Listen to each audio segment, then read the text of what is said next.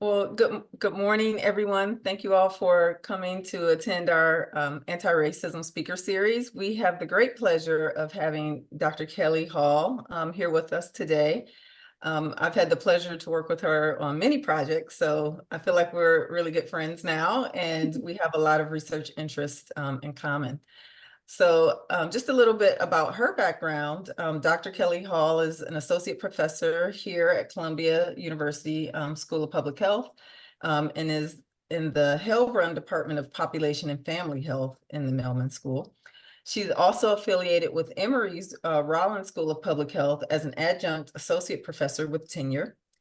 With a background in maternal child health and social epidemiology, she focuses on social justice and health equity, examining maternal health and disparities in the US and Africa. Her research evaluates the impact of social policies on maternal health outcomes and advocates for reproductive health equity. With over 15 years of clinical experience, she explores integrated care models for women's health. She's actively involved in editorial boards, boards of directors, and committees focusing on reproductive health.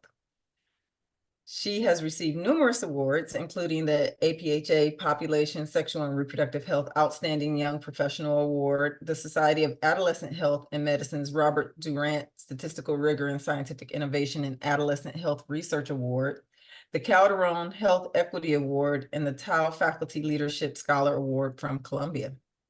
In 2020, she was elected as an emerging leader in health and medicine by the National Academy of Medicine.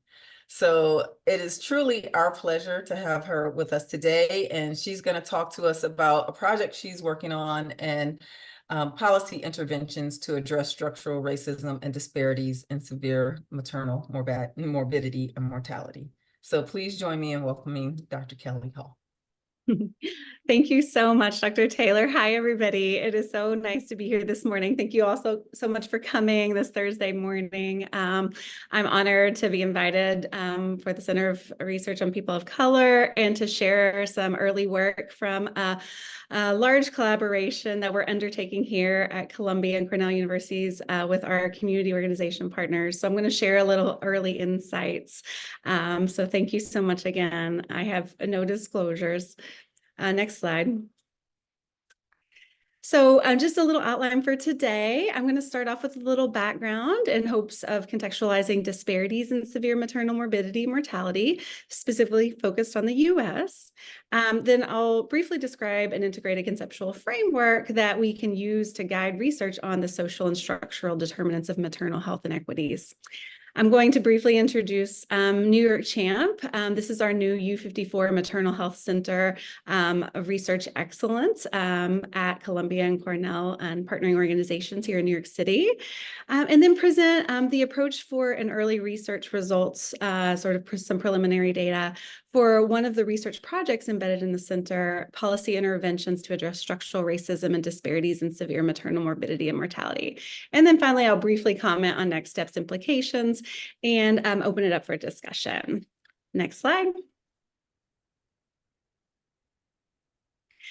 So in the US, we face increasing rates and higher rates than other developed countries of maternal mortality. So on the left-hand side, you see CDC data and a map across states in the US. In 2020, the maternal mortality rate was 23.8 per 100,000 births. So again, this is exceedingly high. And on the right-hand side, you see rising rates overall and disproportionately for racial and ethnic minority groups as compared to their white counterparts, and specifically 3 times higher rates for Black birthing people in the US than for their white counterparts. So you can see disparities pervasive across regions and states in the country, as well as across different sociodemographic groups. Next slide. If we zoom into New York State, which is where we currently reside, the pregnancy-related mortality ratios here are depicted per 100,000 births. This was data from 2016. And so you can see, again, the same disparities, even more stark for Black birthing people as compared to their counterparts. And New York, even though it's an urban area, New York City and specifically, with an abundance of healthcare assets and resources. We have still maternity care deserts in terms of quality of care and in terms of adverse outcomes. Okay, next slide.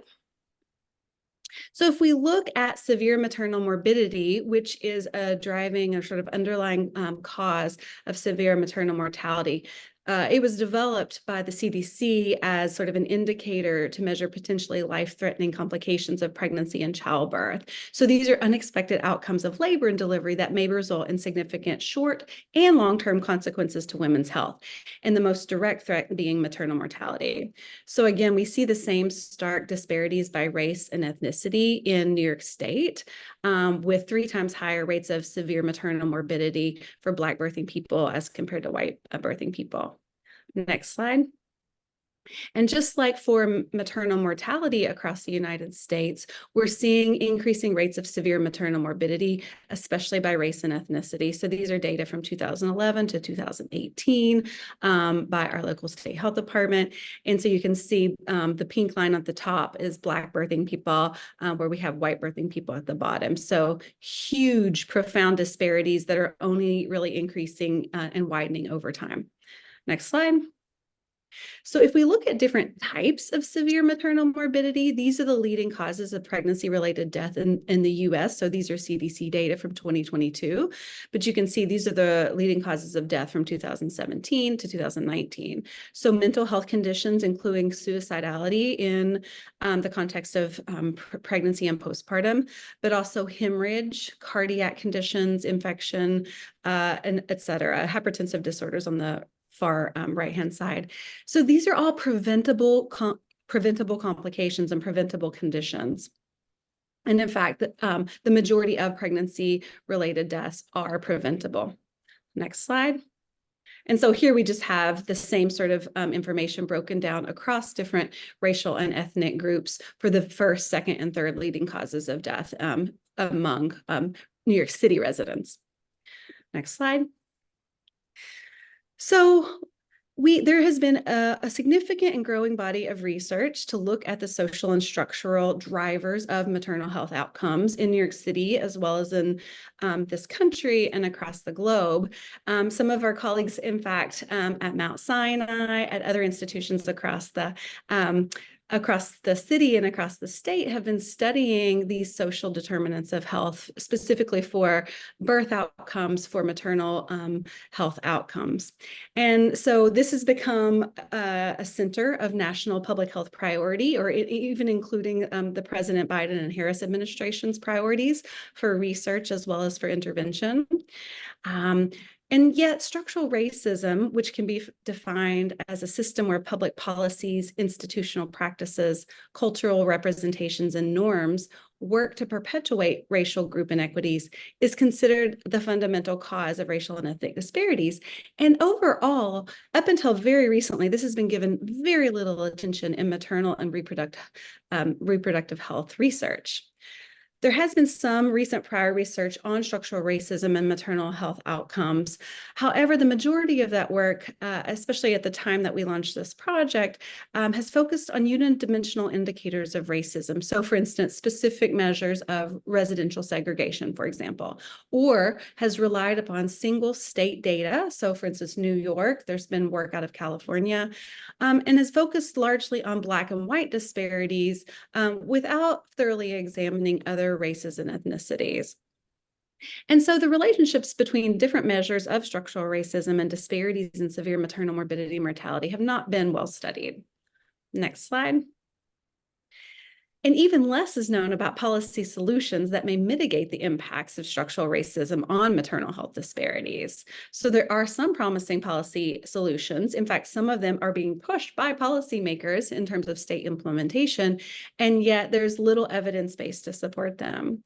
So for example, very few studies have examined the hospital cost of severe maternal morbidity attributable to structural racism. Health policies that have been given a lot of attention, such as Medicaid coverage, Medicaid expansion, have really focused largely on birth outcomes and to a lesser extent disparities in birth outcomes. And then even less is known about diversifying the healthcare workforce, for example, as a major effort, both locally and nationally, to address maternal health inequities. So there's really an urgent need for evidence on these policy interventions and how they may impact structural racism and reduce inequitable and significant outcomes. And then finally, there's been a significant gap in research that accounts for the lived experiences and perspectives of birthing people and the communities. These are the people in which our work is intended to serve, and it is essential to include them in our work in order to understand and address the multi-level mechanisms, so these pathways that may link structural racism to severe maternal morbidity, including things like systematic barriers, so health systems, but other types of social systems, facilitators, and especially informing solutions that are community-centered and patient-centered that can improve quality and patient-centered care and reduce structural racism effects. Next slide. So in 2018 and again in 2022, our affiliated hospital system, New York Presbyterian Hospital, launched a series of community health needs assessments in partnership with the New York Academy of Medicine. So these were mixed methods projects, multi-stakeholder engagement, so surveys, using State Department of Health data, qualitative interviews, focus group discussions with patients, with community organization leaders, with health systems providers and administrators. And so in the most recent of these reports, you can see here we have priority areas that were identified, and they're very cross-cutting. And you can see in the second row, structural racism, discrimination, and toxic social stress was sort of permeating everything else that was reported in terms of priorities.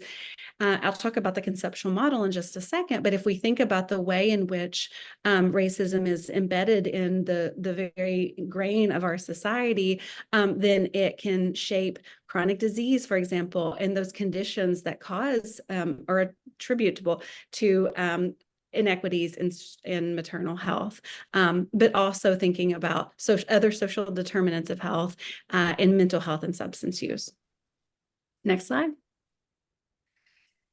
As I mentioned, about 3/4 of all pregnancy-related deaths are preventable, and including in New York City. And so there's, again, a disproportionate representation among Black birthing people as compared to their counterparts.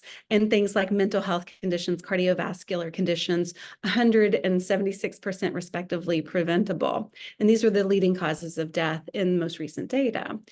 And so if we think about a multi-level or a social ecological framework, this framework right here that's depicted on the left-hand side, I love, and I adapted from Birth Settings in America report from the National Academy of Medicine that I work closely with. You can see these sort of macro level structural inequities at the sort of outermost rung, these other social determinants of health as we move inward. And then we think about health systems and patient and community experience more toward the center across the whole continuum of maternity care. So we don't even have to just think about prenatal or postpartum services, but we can think about preconception as an intervention point. And so on the top right-hand side, this is work by Nancy Krieger, an eco-social framework to understand how structural racism is embedded in these different levels of our social ecology, and how we may be able to apply that to think about intervention points and targets for structural and policy solutions at these different levels of our environment for advancing maternal health equity. And so I love Arlene Geronimus's work, which I give a nod to down here at the bottom, the weathering hypothesis, and the idea that prolonged exposure to social stressors and toxic stress disproportionately experienced by racial and ethnic minoritized groups, but also other marginalized groups in our society, for instance, those of economic marginalization. This toxic stress gets under the skin to cause biological and psychological dysfunction, and again, risk of chronic disease, risk of early mortality, risk of adverse pregnancy and birth outcomes. And so if we think about how we can shift the paradigm on this framework and think about community-centered solutions and social justice-oriented solutions that account for these intersectional effects of racism with other dimensions of birthing people's health and lives, then we can take a research justice approach. Next slide.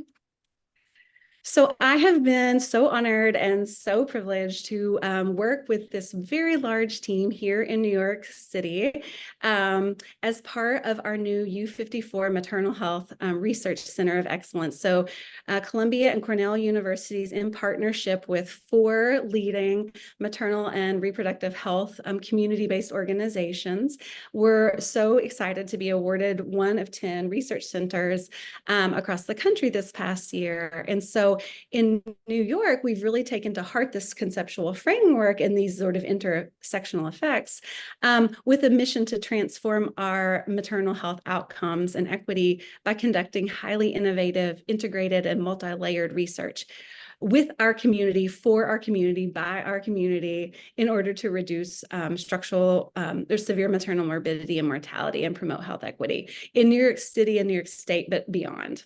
And so we have 2 sort of high-level goals or high-level themes to really identify and address these links between structural racism and adverse outcomes, including in addressing unmet social determinants of health needs and understanding those comorbid biological and psychological pathways that I mentioned sort of under a weathering framework or an allostatic load framework.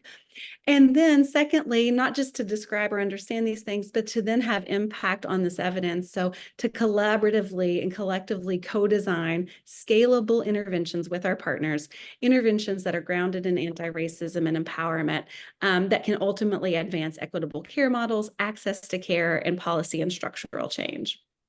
Next slide. So this is a very complicated organizational structure, but I wanted to give you the high-level view of our center and how everything is sort of interrelated. We have an executive leadership committee, which is the leads of all the projects and leads of all the cores. We have the NIH as a partner and the other U54 centers across the country as partners. We have 2 research projects that are depicted in the little gray sort of boxes in the middle. And I'm going to speak today about project 2 specifically. Then over here, we have our community organization as multiple PEIs, but we also have a broader community, hospital, academic, multi-stakeholder leadership advisory board, which we call our charge board, which is about 18 different organizations across the city and state at the table to serve as a living accountability mechanism and sort of a living input body for our research and for translation of it. And then finally, we have community engagement and policy action cores, which is again a translational piece, and then a career development and training cores, which is thinking about building the pipeline and capacity to do this work. Next slide. I just wanted to highlight that diversity, equity, and inclusion and anti-racism are themes that cross-cut every single part, every single dimension, every single component of New York CHAMP. And so I'm going to specifically, again, talk about Research Project 2, which is focused exactly on structural racism and the policy solutions that may remedy it. Next slide. Okay, next slide. So I wanted to acknowledge the broader team of Project 2. So the team leaders are PIs are John Guglielminotti, Guhali, and myself. And then we have this lovely, diverse group of co-investigators and collaborators that represent different disciplines and that represent our community organizations, bringing together complementary expertise to address these really complex and refractive questions. Next slide. So I wanted to give you sort of a high-level overview of a mixed methods design. So this project used both quantitative and qualitative methods. The first 2 aims are quantitative, where we're trying to understand the role and cost of structural racism in shaping maternal health disparities, and then also examining those policy effects of 2 policy interventions, which I'll talk more about. And then we have and those are national focused aims. So those are national data aims. And then we have a third project that's qualitative and that really zooms into our local New York City context to understand the perspectives from stakeholders and their insights on structural racism and policy interventions. Next slide. So I wanted to present a little bit more details of the approach of aims 1 and 2, the quantitative aims, and some preliminary informative data we use to really shape the approach to this project. Next slide. So here we have our sort of hypothesized relationships between these different sort of exposures, if you will, and outcomes. So again, structural racism as a fundamental driver. We have the potential or promise for policy solutions or interventions to reduce the effects of structural racism on maternal health disparities. And so here's just, it's almost like a conceptual approach here. Okay, next slide. And so just to dive in a little bit deeper to the specific aims for aim 1, this is again, the primary aim focused on the effects of structural racism. So we were interested in assessing the associations of structural racism with disparities, specifically racial and ethnic disparities in severe maternal morbidity, suicidality, and mortality. So we are using HCUP's data. So if any of you know it, it's amazing, rich data source, administrative data from hospital systems across the country. It's representative of 21 states. The data for our observation period of our study spans 2016 to 2022, and it represents a huge amount of births. So 20 million discharges for delivery, so pregnancy and delivery hospitalizations. And so we are looking at those data, again, about 40% of all births, and we're going to be looking at them up to 42 days post-discharge. So those are in 12 states, again, spanning 2016 to 2022. And then the second part of this aim is to calculate the hospital costs of severe maternal morbidity attributable to structural racism. And I want to acknowledge Ali Jalali, who is our wonderful economist partner from Cornell on the team that will be helping Jean and Guha and I lead this particular aim. So we are thinking a lot about the work that has been sort of proliferated recently, even just this year, and published recently, including by some of our collaborators at Columbia and across the city, for looking at indicators of structural racism and their effects, specifically in the maternal health literature. And so one thing we can do is look at race-specific inequity ratios. So looking at different racial and ethnic groups and the ratios of these groups to white birthing people. And we can combine those into multidimensional indices. So on this little, on our little table down here on the left-hand side, state-level domains of structural racism that have been used in the published work include ratios of unemployment, ratios of education, ratios of registration to vote, and prison incarceration. And then we can even go down a little more micro and look at hospital level domains. So the percentage segregation, the percentage of safety net hospitals, inpatient or in-hospital mortality, and then the absence of procedure performed. So these types of indicators are getting a lot of attention right now. And part of our goal really is to understand the utility of them in a project like this, as well as to sort of advance the thinking and the science in part with our complementary qualitative work. Next slide. And so aim 2 of the quantitative study is to evaluate these state policy interventions. So the two that I mentioned in the introduction that have promise or that are getting policy attention are state healthcare workforce diversity and state Medicaid eligibility generosity. So we can look at those with disparities in severe maternal morbidity, suicidality, and mortality. And then, so we can look at their primary effects of those exposures, policy exposures on these outcomes, but we can also look at the moderating effects and how they interact with structural racism and maternal health outcomes. And we would do that distinctly. So again, the same HCUP's data that I already described. And so for the box in the middle, we have how we can operationalize state healthcare workforce diversity. So these are the proportions of racial and ethnic minority physicians, physicians assistants, registered nurses, and we can combine them into a state workforce diversity index. And then on the right-hand side, we have Medicaid eligibility generosity at the state level. So these are the proportions of reproductive age women that are eligible for Medicaid, and that's based on each state's Medicaid eligibility income. So our team has published pretty significantly, including John and Guha, but also Jamie Daw, who's on the team, on the role of Medicaid. And again, it has been widely used for birth outcomes. And so here we're really thinking about how it sort of intersects with structural racism and severe maternal morbidity and mortality. Okay, next slide. So this is the analytic approach for our quantitative aims. We're using mixed effects logistic regression. To in aim 1, we look at structural racism, each indicator separately and also in indices, which I'll say more about at the end, hospital workforce diversity, and then state Medicaid generosity index. And then we can use multivariable generalized linear regression models, or GLM models, to at the encounter level. So these are the hospital encounter levels, to look at hospital costs attributable to structural racism. And then finally, we can use van der Waals causal mediation framework to understand the moderating policy effects. Next slide, thank you. And so here is just a snapshot or an application of van der Waals framework to look at the mediation effects. And so we can kind of parse out, it's complicated, and this approach is pretty complicated, but our team has been using it for a while, to look at the control direct effects, the interactions, the mediated interaction, and the pure indirect effects. And so essentially we can parse out the contributions of each of these sort of components.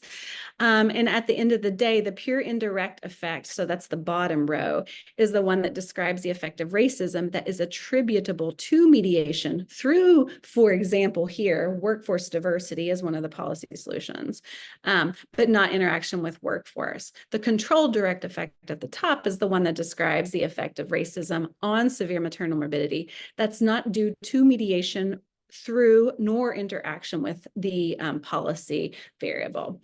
So again, interesting statistical techniques to kind of parse out that causal influence of structural racism in our outcomes. Next slide. So with their wonderful permission, I'm super excited to present some data that they've already published. The team has already published, specifically John and Guha and others, that have really informed this project and this project's next steps, and that have really advanced the field in important ways. So here is a recent paper in the Maternal Child Health Journal in which the team looked at Black to white inequity ratios for prison incarceration. So we can think about prison incarceration as one indicator, sort of one form of structural racism, and look at it along with severe adverse maternal health outcomes during childbirth. And so what you see here is that the team found a 6.3% increase in the odds of adverse maternal health outcomes in Black women specifically per 1 unit increase in the Black-white ratio for prison incarceration. And so the outcomes here were a composite of those leading causes of severe maternal morbidity that I described earlier: eclampsia, blood transfusion, hysterectomy, intensive care unit admission. And next slide, please. And so here, if you take it beyond just prison incarceration and look at a host of Black to white ratios for various state level indicators of structural racism that I described, at the top we have state level indicators, and at the bottom table we have hospital level indicators. You can see that we found significant effects for unemployment, prison incarceration at the top, and then hospital segregation or hospital to county ratios for Black birthing people, and those were significant. Next slide. Here are 2 other studies that are looking at Medicaid as a potential policy solution. And again, these have really informed our thinking about this current project and the additional analysis we're doing here. And so on the left-hand side, you see a paper from 2021 by the team that looked at Medicaid expansion and severe maternal morbidity, specifically in New York. And these different colored lines, the red at the top represent the low-income group, and the blue at the bottom represent the high-income group. And you can see the introduction of Medicaid expansion in New York resulted in a reduced risk of severe maternal morbidity, or reduced prevalence of severe severe maternal morbidity, with much more steep declines or sort of dramatic effects for the low-income group as compared to the high-income group, although we saw declines for both groups. And then on the right-hand side, this is another complementary study in 2023 looking at Medicaid expansion in eclampsia, and this is US level data. And you can see the expansion states, so those states who had expanded Medicaid at the time versus the non-expansion states in blue. You can see the differences. And so for the non-expansion states, we see an increase in eclampsia rates, but for the expansion states, we see a decrease in eclampsia rates. Next slide. And finally, for preliminary data for the quantitative part of our project, the team also looked in 2022, published paper of the percentage of registered nurses, specifically as, again, a marker of state healthcare workforce diversity from racial ethnic minorities across different states in the US from 2013 to 2017. I think New York somewhere up at the sort of toward the top on the right-hand side. And so you can see there's a huge sort of differential here across states in terms of the diversity of their workforce, specifically registered nurses. And on the right-hand side, they looked at tertiles of the proportion of RNs from different racial and ethnic groups. And then they looked at it for the risk of severe maternal morbidity across Black birthing people at the white birthing people at the top, Black birthing people, and Hispanic birthing people. And you can see with increasing proportions of racial and ethnic minoritized workforce, so nurses specifically, with increasing rates of those, we see reduced rates of severe maternal morbidity across all groups and with the strongest effects for Black birthing people. Okay, next slide. So now I want to transition to the qualitative part of our project and some preliminary data that we've that's really helped us think conceptually and mechanistically about how structural racism might affect maternal health inequities. So thank you. So this is qualitative research specifically with patients and community and multi-stakeholder stakeholders in New York City. So we're zooming in locally as a complementary local component. We sought to analyze the perspectives and lived experiences of a diverse set of stakeholders. And again, we're really interested, okay, not just the high level quantitative effects, but uncovering and unpacking those effects that we may see, specifically for those mechanisms and community-centered and community-generated solutions to address structural racism in maternal health care and outcomes. So we do have a lens for Medicaid eligibility, generosity, and workforce diversity and understanding those specifically, but also beyond those actionable strategies, including for translating our findings. Next slide. So we took a social constructivist modified grounded theory approach. So we're really looking at both inductive and deductive sort of reasoning because there has been some published literature. We do have some sense from our own work about sort of the key domains, but again, letting other things emerge and be uncovered as we move forward in talking to patients and stakeholders. So this project is set in 3 different hospital sites in their neighborhoods. So Brooklyn Methodist, Allen, which is part of the Columbia New York Presbyterian system, and then Jamaica Hospital. So as I mentioned with New York CHAMP and our overall center, we're sort of where everything is interrelated. And so we set this qualitative study focused on structural racism in the same foundation, in the same infrastructure as Research Project 1, which is a really cool intervention project that I don't have time to cover today, but hopefully my partners, Lauren Osborne and Uma Reddy and others can share more about that soon. But in any case, this project is set in that larger study infrastructure to collect additional qualitative data. So we're doing in-depth interviews with about 15 plus or minus 5 patients in hospitals. So that's about a total of 60 in-depth interviews. And we're taking the same approach for focus group discussions with hospital stakeholders. So these are administrators, providers, staff, as well as community stakeholders. And we want a diversity of perspectives. So not just community-based organizations and advocates, but also like faith leaders, government officials, et cetera. Again, that's a sample of about 60. And we're doing a thematic content analysis in a very iterative process. Next slide. And so we really leveraged some formative work that's been ongoing that I'm also honored to be help leading with a larger team as part of the combo project. So this is another set of investigators that we all work together. It turns out it's a small world. But we've learned a lot, and structural racism has emerged as a key theme in that project as well, and it was actually intentionally designed to do so.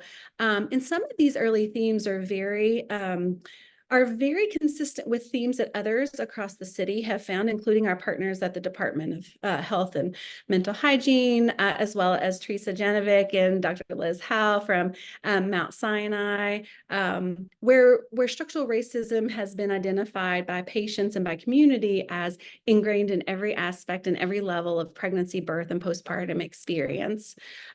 We also find that our participants are not commenting always on structural racism in isolation, but how it's compounded and exacerbated by a multitude of social stressors. So, for example, economic hardship, poverty, housing and food insecurity, transportation issues, and these other social determinants of health. When asked about Medicaid, and I think that this is a real gap that we're trying to fill, is that Medicaid is complex in patients and organizations who are receiving Medicaid. It can be both stigmatizing and a positive resource at the same time. And yet insurance coverage does not translate to access or quality of care necessarily. And so unpacking what Medicaid means and how it can be best leveraged. Birthing people value culturally appropriate care that's delivered by care teams that look like them, speak the same language, and understand their backgrounds. And so again, this is really this theme that was identified by our local patients is really helping us to think, okay, what about state healthcare workforce diversity as a higher level policy solution, right? And then finally, birthing people, their families and communities are resilient. They're strong. They have knowledge and assets and resources which could improve hospital delivery of care, but often go unrecognized or legitimized by those in power. So how can we translate solutions that have been working within our communities for a long time and really use those to transform our systems that often are contributing to these widening disparities in maternal health? Next slide. So I wanted, we are just now finishing up analysis from this project, but I wanted to share some of the codes just to highlight the themes that I just mentioned, which are, you can see part of an excerpt from our code book here. When patients talk about life experiences and life circumstances and the adversity and social stress that they may face, they're talking a lot about not just structural racism, which I'll comment on in the next slide, but housing and living and social and political environment. Some of these patients were interviewed during the time of COVID, right? And so all of these things ballooned in the pandemic. How community organizations and community networks offer a strong support system. And then over here on the bottom, barriers and access and using care. And so it's not just whether access exists or not, whether they have insurance or not, but what are the additional financial barriers? What are the logistical barriers to access and care? What are the technological and language barriers? Next slide. And so here we have a huge set of discrimination codes. So again, in this study, which in part was focused on discrimination and structural racism, our participants talked about it not only as racial and ethnic discrimination, but also the intersectional effects of discrimination based on gender, on language, on pregnancy status, on things like mental health and substance use, on socioeconomic status, and how it influenced their experience of unfair or disrespectful or inequitable treatment in the hospital setting or in the transition to postpartum, but also how they witnessed others being treated unfairly in the health system at the same time. And then this discrimination and racism and stigma as a major contributor to avoiding care because of it and fear of it. And then these participants also had some really awesome ideas around places for improvement in the healthcare delivery model and in terms of especially social supports and mental health supports in the form of government assistance and policies that could really shift not just their economic security, but also their healthcare access and positive outcomes. Next slide. So I just wanted to read a few example quotes from these participants. These are postpartum participants who'd given birth at CUIMC. So one participant said, I ask about unmedicated birth. Does he support them if that's my choice? Just to see if this might be a good fit.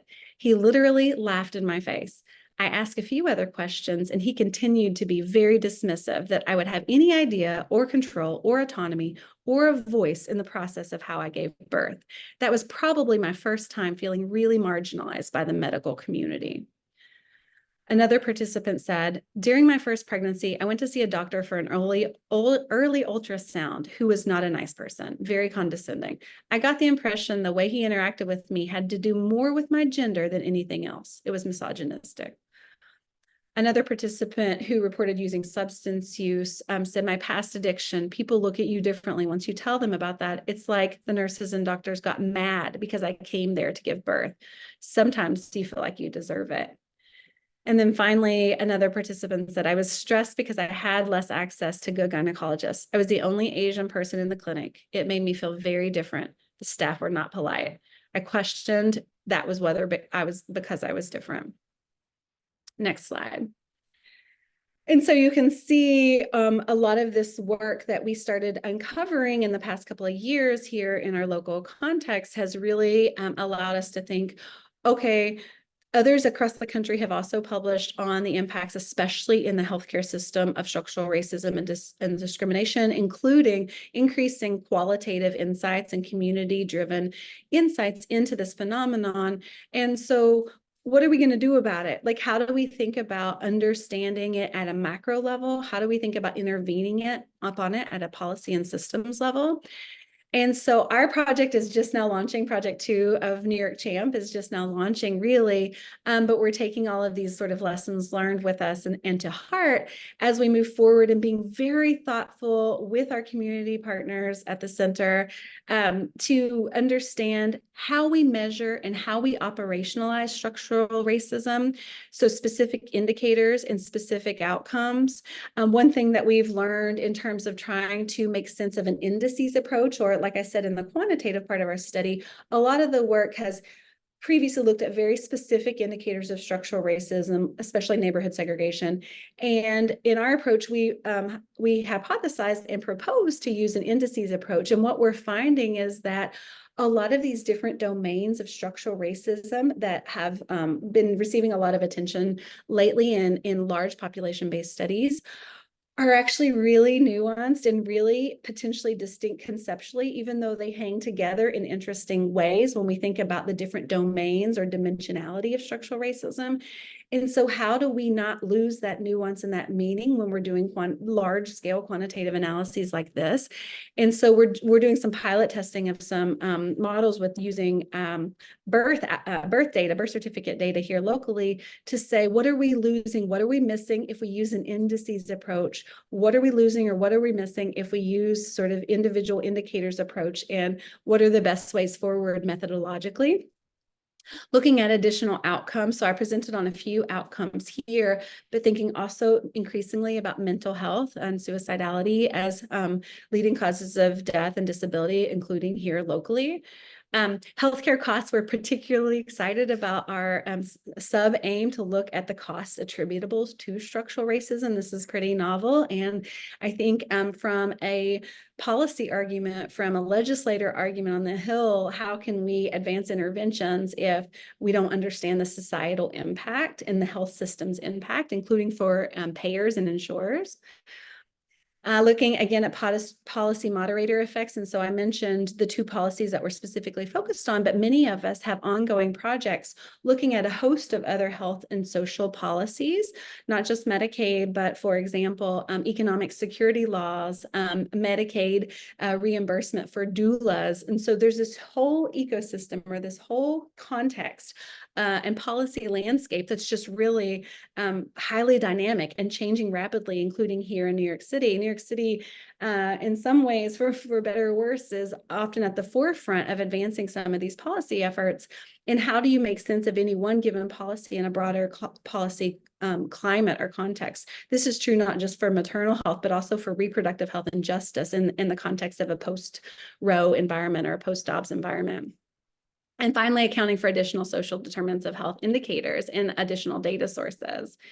We're continuing the qualitative work. So we're just getting ready to launch our IRB and developing instruments for the qualitative study that I mentioned. And really, again, building upon the work that I presented, dive deeper into those mechanisms and those solutions, including that toxic stress process and how we might be able to intervene on toxic stress, in part from structural racism. And then finally, as I mentioned, and didn't give enough attention to, our center, MI-CHAMP, is so integrated, and there's synergistic opportunities across it, as well as across research programs at Columbia, at Cornell, that we can really find collaboration with and really think about collective impact, not just a single sole project's contributions, but what is the collective impact of our body of work, including the work that is happening programmatically and service delivery-wise with our hospital partners, with our community organization partners, et cetera. So we're really excited to connect those dots. And ultimately, we hope that the study will inform our understanding of the role of structural racism plays in severe maternal morbidity and mortality disparities in New York City, but across the nation. And we're hoping that this work can inform the development of evidence-based policy interventions to address structural racism at the state level, at the payer level, at the hospital level, at the community level, across the board. And so we're really excited and so honored by the NIH's funding of this work and by our wonderful engagement of our community, multiple PIs of the center and the broader team of collaborators. So that next slide. That is all I have, and I think we have a good amount of time for questions or discussion if you'd like. So thank you so much for your attention. There's my email address right there if you have any specific things. But Laura or Jackie, are we allowed to open it up for questions? Yes, we'd love to have some time for Q&A. We do have some questions in the chat already. Great. So Brian McGuire said, question related to terminology. I can't imagine being a pregnant Black woman who was raised and exists in a structurally racist society and at the same time deal with ongoing major contemporary racist situations, such as hate speech and rhetoric, mass shootings, police brutality, George Floyd and Breonna Taylor, all the while trying to survive and care for herself and the baby. There appears to be relationships with social stressors and toxic stress. Is that new terminology specific addressing racism in America? Oh, thank you. That's a great question, Ryan. Thank you so much. So I mentioned Arlene Geronimus's weathering hypothesis, and there has been a whole body of work that I've really been able to leverage, and I know Dr. Taylor has too, and others probably on this call, that is looking at what happens when social stressors or prolonged exposure to adverse life events, adverse life circumstances, racism being one of them. David Williams, who I believe is still at Harvard, is one of the most widely published on this topic to say what happens when there's prolonged exposure to structural racism and discrimination for the health of especially Black people in this country. And so there had been a whole long body of work on physical and mental health outcomes leading to early morbidity and mortality. And then that was really adapted in part by Arlene Geronimus to look more specifically at women's health and the health during the maternal, pregnancy, postpartum, and preconception periods. And so toxic stress is the notion, or another way to think about it is allostatic load. It's the idea that stress gets under the skin. It causes dysfunction in our inflammatory responses, in our neuroendocrine responses, in our immune responses. And those things contribute to worse health outcomes and disparate health outcomes disproportionately for certain groups who have these prolonged exposures. So it's not new. It's been catchy. A lot of people have been catching on to it lately. And Arlene's book, a new book just came out, and I highly recommend it. It talks about racism, but also poverty across the country. And so one of the things that this team has been thinking a lot about is, okay, how do we move away from a disease and a risk and a negative paradigm to think about an asset-based approach, to think about an empowerment-based approach? So moving beyond sort of mortality and thinking about vitality. And so what does that mean if you're addressing toxic stress? So we're grappling with that with this center and with my own work. But that's a great question. Thank you. And then I see Veronica has her hand raised. Hi, Veronica. Hi, Kelly. Thanks for that great talk. So I have two questions. One is related to what index you're using for AIM-1 to measure structural racism. Is it based on Rachel Hardiman's work? and her structural racism indices, or is it a different approach? And then the second question is about policy solutions, and if your team has given any thought to increasing representation of midwives as those who attend births in New York and community birth options. Yeah, so I'll answer the second question first. And the second question is a really important question. So many of us are nurses, or we do have midwives at the table for this center, including yourself, right, and including Jackie. So we have representation from the New York Department of Health, the New York Department of Health, and we also have representation upstate from the Nurse Family Partnership, which is one of the sites for like the idea of scalability from what's happening urban to rural and across the state. And so none of the projects explicitly focus on midwives. It is definitely on our radar. There's been a lot of attention to doula delivered care models and integrated supportive care models, not just from doulas, but also from nurses. And so the project one that I didn't have a chance to describe is looking at doula delivered care models in part as they interact in the health system with nurses and midwives and other actors in the hospital. But none of the projects explicitly focus on midwives. Midwives are a component of that diverse workforce diversity, the way that we can slice and dice the data for the state healthcare workforce diversity. The published work by Jean and Guha already that I presented on, I believe just looks specifically at RNs in that paper. But I don't know the answer to how we are working on those data here yet in terms of the subsample that we have and the power that we have to disentangle that, but it's a great question. And we have been in conversations with the New York State or New York City Department of Health to think about how the midwife question can be a part of our charge board. You know, I mentioned that 18 organization member charge board who is meeting quarterly throughout 7 project years.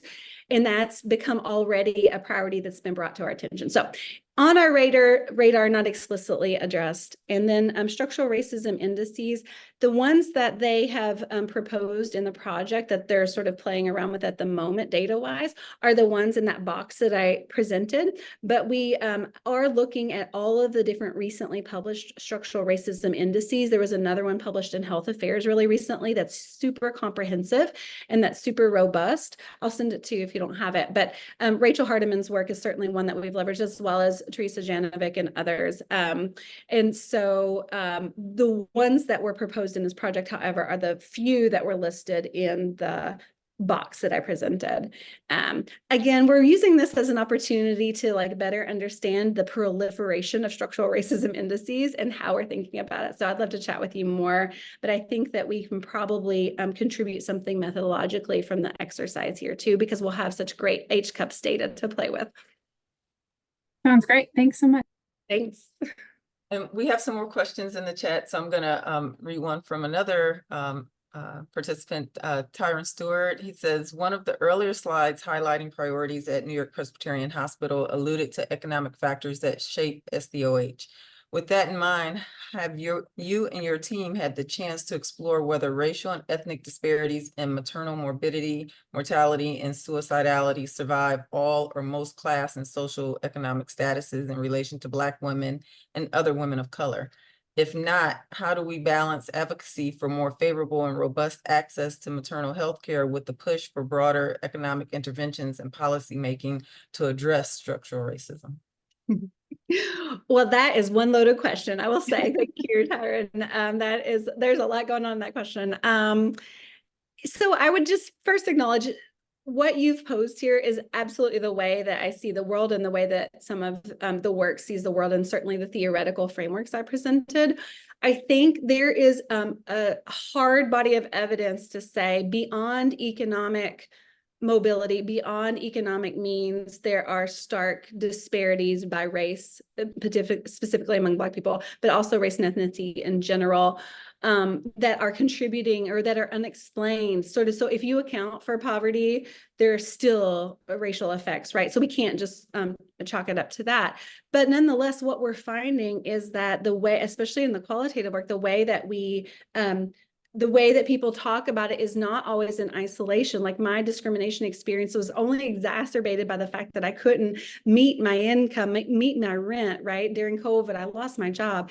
And so the way these things are intertwined makes us think that solutions that are interventions that are multi-level, right? That don't just address one level of the health system, right? That account for social supports, that account for mental health supports, that are complex and that account for like the overall health and well-being of our people and our communities are what's going to be required.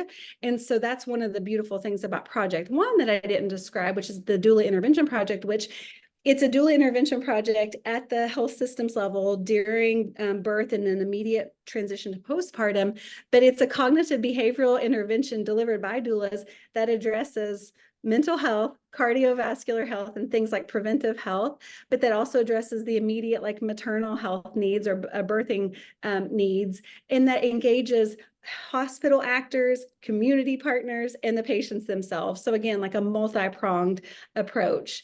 And so I think many of the advocacy efforts, especially with the community partners that we have at the table, when we have discussions, it's really hard to focus on a single solution or a single let's say threat or a single risk or a single outcome. And so our center, one of the things that we found when we submitted the proposal for the center was like, wow, like you have a lot going on, just like in this question, like this is a really complicated proposal. You've got a lot of people at the table, you've got a lot of ideas, and we're like, yeah, this is the real lived experiences of people that we're trying to take care of, and our research is intended to inform, right? So hopefully I addressed your question.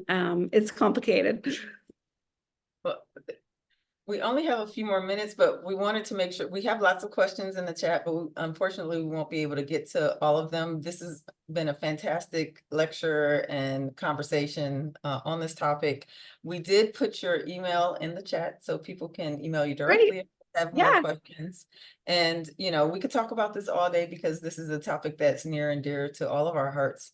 But we just want to thank you again for making the time to come and talk to us today about maternal morbidity and mortality, and to talk about ways that we can think about solutions to structural and institutional racism and policies to intervene on all of these factors that are preventing healthy mothers and babies.